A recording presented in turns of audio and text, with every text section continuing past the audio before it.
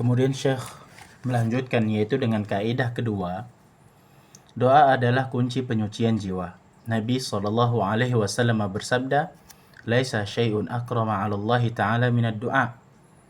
Tidak ada sesuatu yang lebih mulia di sisi Allah dibandingkan doa.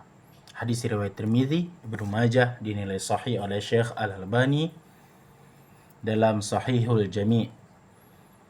Doa merupakan salah satu ibadah yang paling utama di sisi Allah Ta'ala karena di dalamnya terkandung sikap menampakkan kelemahan, kefakiran, perendahan diri, hati yang luluh, dan pengakuan terhadap kekuatan, kekuasaan, kekayaan, dan kemampuan Allah mengayakan, serta kebesarannya, bahkan bagi musuh-musuhnya, orang musyrik dan kafir. Doa adalah solusi atas keputusasaan mereka, apalagi bagi para kekasih dan walinya yang mulia. Mirqatul Mafatih Syarh Mishkatul Masabih, jilid keempat, halaman 1527. Doa memiliki berpengaruh besar dalam pembuka pintu-pintu kebaikan, sebagaimana perkataan Syekhul Islam Ibnu Taimiyah rahimahullahu ta'ala ketika berwasiat kepada Abul Qasim Al-Maghribi, "Ad-du'a'u miftahu kulli khair." Doa adalah kunci semua kebaikan.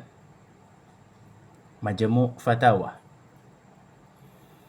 Semua kebaikan yang engkau harapkan dan inginkan, baik berupa kebaikan di dunia dan di akhirat, maka mintalah kepada Allah Ta'ala. Bersandarlah kepadanya dalam meraih dan mewujudkannya. Allah Ta'ala berjanji akan mengabulkan doa orang-orang yang berdoa dan menyandarkan diri kepadanya.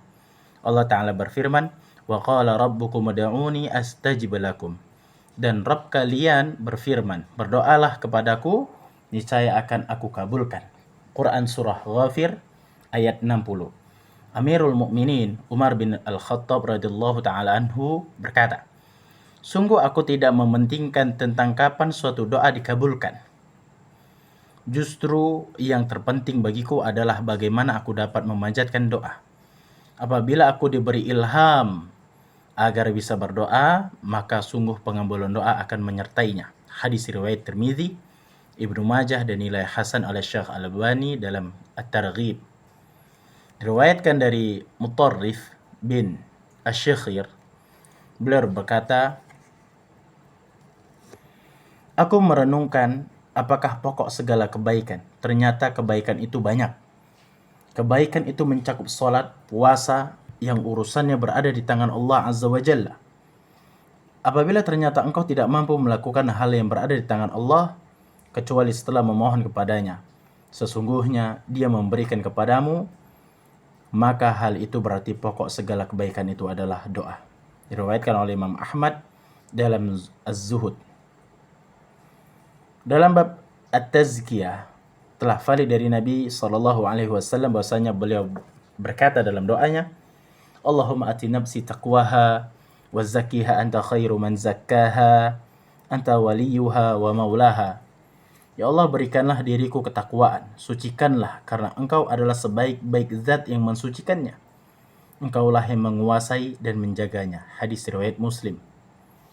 Dalam doa ini terdapat isyarat dan peringatan bahwa penyucian jiwa itu ada di tangan Allah, zat yang mengetahui hal yang gaib.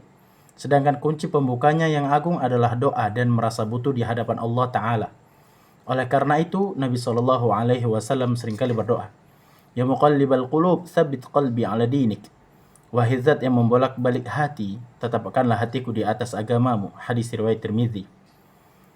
Ketika hamba memfokuskan hati, jujur dengan kebutuhan dan kekurangannya, kuat rasa harapnya, tidak tergesa-gesa ingin dikabulkan, dan mencari waktu-waktu berdoa yang utama, niscaya mustahil doanya ditolak.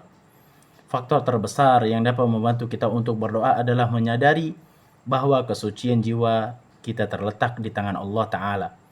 Allah lah zat yang membersihkan jiwa siapa saja yang Ia kehendaki. Semua urusan adalah milik Allah Ta'ala dan berada di bawah kehendaknya.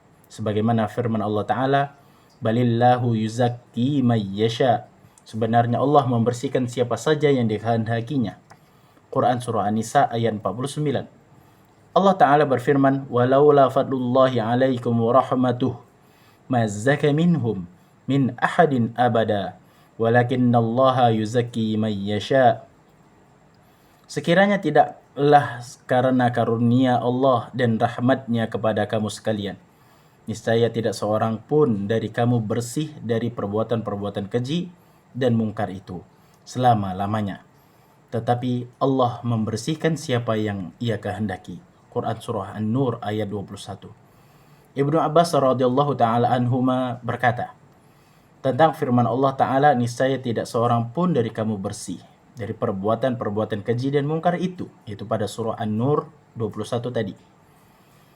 Ia berkata, tidak ada seorang makhluk pun yang dapat memberikan hidayah berupa kebaikan yang bermanfaat untuk dirinya sendiri, dan tidak pula menjauhi sesuatu berupa kejelekan yang dia cegah dari dirinya sendiri. Diriwayatkan oleh Ibnu Jarir At-Tabari dalam tafsirnya. Artinya, itu semua adalah semata-mata karunia dari Allah Ta'ala. Al-Barra radhiyallahu anhu, ia berkata, "Kana Rasulullah sallallahu alaihi wasallam yaumal ahzab yanqulu ma'ana turab wa laqad wara turab bayada batnihi wa huwa yaqul wallahi laula anta mahtadaina wa la tasaddaqna wa la sallaina." Ketika terjadi perang Ahzab, Rasulullah sallallahu alaihi wasallam turut bersama dengan kami mengangkat tanah sehingga perut putih beliau menjadi kotor karena tanah. Beliau pun bersenandung, "Wallahi, laula anta, ya Allah, sekiranya bukan karena engkau, mahtadaina, tidaklah kami mendapatkan petunjuk, wala tasaddaqna, dan tidaklah kami bersedekah, wala sallaina, dan tidaklah kami mendirikan salat." Hadis riwayat Bukhari dan Muslim. Hidayah, iman, dan kebaikan semuanya ada di tangan Allah Azza wa Jalla semata. Rasulullah sallallahu alaihi wasallam menanamkan hal ini di jiwa para sahabat dan menekankannya berulang-ulang. Di antara pembuka khutbah beliau sallallahu alaihi wasallam adalah, "May yahdihillahu fala mudhillalah wa may yudlil fala hadiyalah." Barang siapa yang diberi hidayah oleh Allah, maka tidak ada yang dapat menyesatkannya, dan barang siapa yang disesatkan oleh Allah, maka tidak ada yang dapat memberikan hidayah kepadanya. Hadis riwayat Muslim dari riwayat Ibnu Abbas radhiyallahu anhuma. Kemudian riwayatkan pula oleh Abu Dawud, At-Tirmidzi, An-Nasai, Ibnu Majah. Semuanya dari riwayat Abdullah bin Mas'ud radhiyallahu anhu.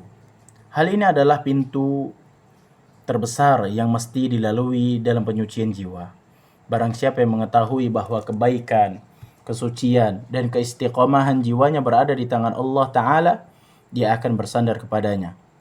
Dia akan menghadap dan memintanya dengan berdoa dalam kondisi sangat-sangat berharap untuk meraih kesucian, keselamatan, dan keberuntungan jiwanya di dunia dan di akhirat.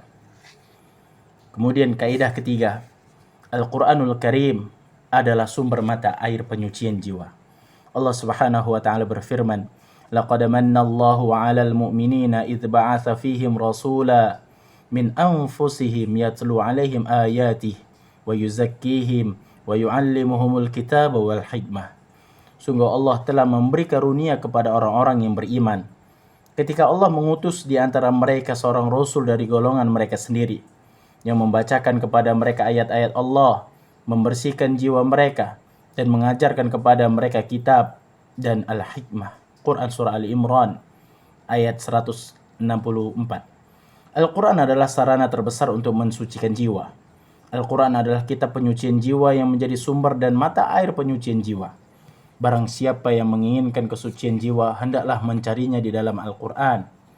Ibnu Abbas radhiyallahu anhu berkata, "Dhaminallahu liman ittaba'al Qur'an alla yadhilla fid dunya wa la yashqa fil akhirah." Thumma tala, "Faman ittaba'a hudaya fala yadhillu wa la yashqa." Allah menjamin bagi orang yang mengikuti ajaran Al-Quran bahwa dia tidak akan tersesat di dunia dan tidak akan celaka di akhirat. Kemudian Ibnu Abbas membacakan ayat yang artinya, "Lalu barang siapa yang mengikuti petunjukku, ia tidak akan tersesat dan tidak akan celaka." Quran surah Thaha ayat 123. Dan hadis ini diriwayatkan oleh Ibnu Abi Syaibah dalam musannafnya. Allah Ta'ala berfirman, Ya ayuhan nas, qad ja'atkum mau'izatum min rabbikum wa shifaa'un lima fi suduri wa hudaw wa rahmatul lil mu'minin. Hai manusia, sesungguhnya telah datang kepadamu pelajaran dari Tuhanmu dan penyembuh bagi penyakit-penyakit yang berada dalam dada dan petunjuk serta rahmat bagi orang-orang yang beriman. Quran Surah Yunus ayat 57. Ibnul Qayyim rahimahullahu ta'ala berkata, Fal-Qur'anu huwa shifa'ut tam min jami'il adwa' al-qalbiyah wal-badaniyah wa adwa'id dunya wal-akhirah.